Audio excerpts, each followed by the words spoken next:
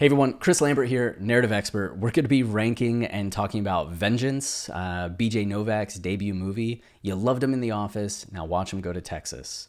I give it 3 stars out of 5, but it's interesting. I enjoyed the movie start to finish, right? I liked it. I thought it was doing some nice stuff, but it's the best example I've ever seen of a movie that's missing a wow factor.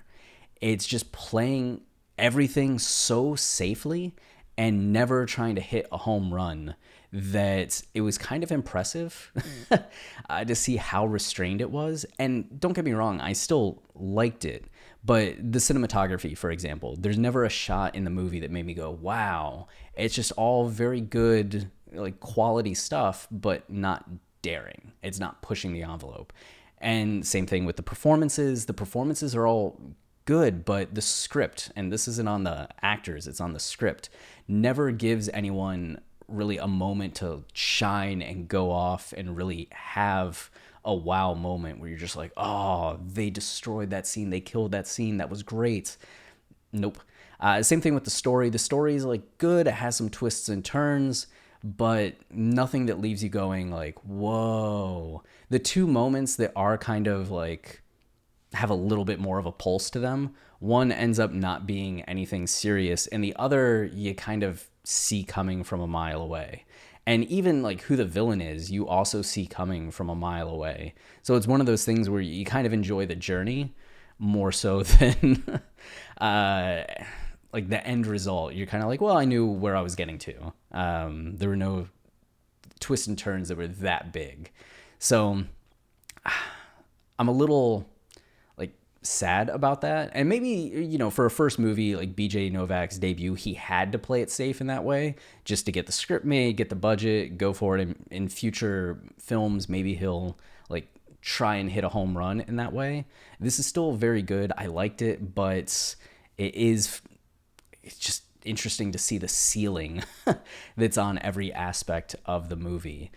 So in terms of rankings, I ended up putting it at number 11 in the positives category. It's 11 out of 20 of the 2022 movies so far.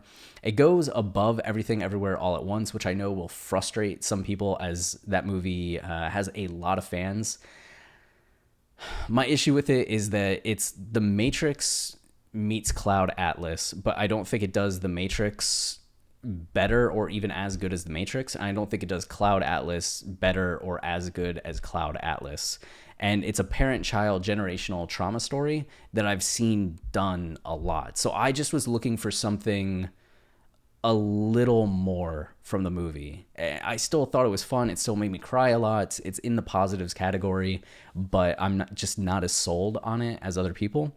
Vengeance, I think Everywhere All at Once has a bit more of a wow factor, but I was also more annoyed by how obvious some of the inspiration was and how much more I liked those other movies. With Vengeance, I didn't think the inspiration was as clear. So it's more like the floor of Vengeance was higher for me than the floor with Everything Everywhere All at Once. I think Everything Everywhere has higher highs, but I'll take the floor in this case with Vengeance. But in terms of Vengeance and Nope, Nope goes higher because Nope did have that wow factor with the themes, some of the shots, the concept. It was hitting home runs. It's just, as I talked about in the last video, Nope's last half hour, I think, fell apart a little bit in terms of the character journeys and the themes, and it just didn't follow up on a lot of what I thought it was developing. So Vengeance, above Everything Everywhere, below Nope, in that positives category. But I think these three are going to be kind of the gatekeepers for a lot of movies moving forward, right? Everything Everywhere is kind of the first boss. Does it get through that? Okay. Vengeance is kind of the baseline of just this is a quality, interesting movie, but is the other movie have more of a wow factor? Okay. And then it gets compared to Nope.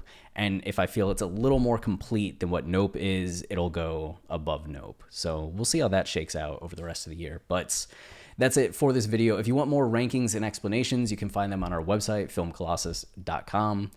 Cheers. Oh no, I missed hitting stop recording. Okay, see ya.